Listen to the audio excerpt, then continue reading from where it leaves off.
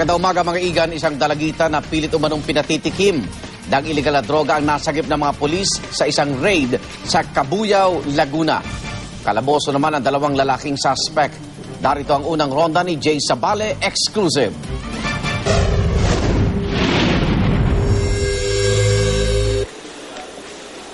Balisa pa ang dalagitang ito nang abutan namin sa loob ng Cabuyao Police Station. Sinagip ang 15 anyos na dalagita matapos na umanong piliting tumikim ng bawal na gamot. Kwento niya sa amin. Umigop ka, sabi ng kasama mo, pag di ka umigop, patay ka daw sa kanya. Nakot naman po ako. Umigop na lang po ako, nakatatlong ano po ako, tapos nun po di ko na kinaya po.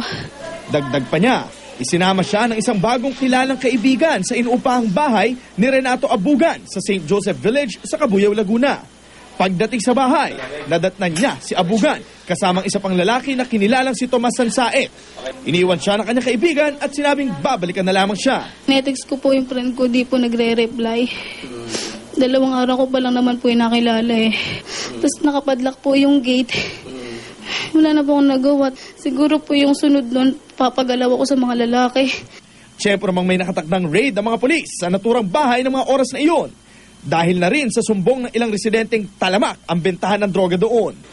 Pagpasok ng mga pulis, naabutan pa nilang nasa loob ng toilet ang dalagita, kasama ang bagong ligong si Sansaet. Itinanggi naman ng mga sospek ang paratang nasangkot sila sa illegal drug trade. Cellphone niya. Sa kanya, kilala yung mga tao nila eh. Kanya po, sir. Kanino yung shabu? Kanya rin po. Siya po taga-Kulyat. Eh yung sinasabing shabu sa'yo daw? Hindi po. Hindi po sa akin yun. O kung kanino yung shabu? Tapos sino yung kasama ng babae? Basta siguro, nasa bahay na yon. Nasa bahay na yon. Nakuha sa mga sospek ang ilang sachet ng pinaghihinalaang shabu na nakatago sa sofa, mga drug paraphernalia at caliber 38 na walang serial number. Naharap sa mga reklamong paglabag sa Comprehensive Dangerous Drugs Act at election gun ban ang dalawang sospek pati na ang dalagita.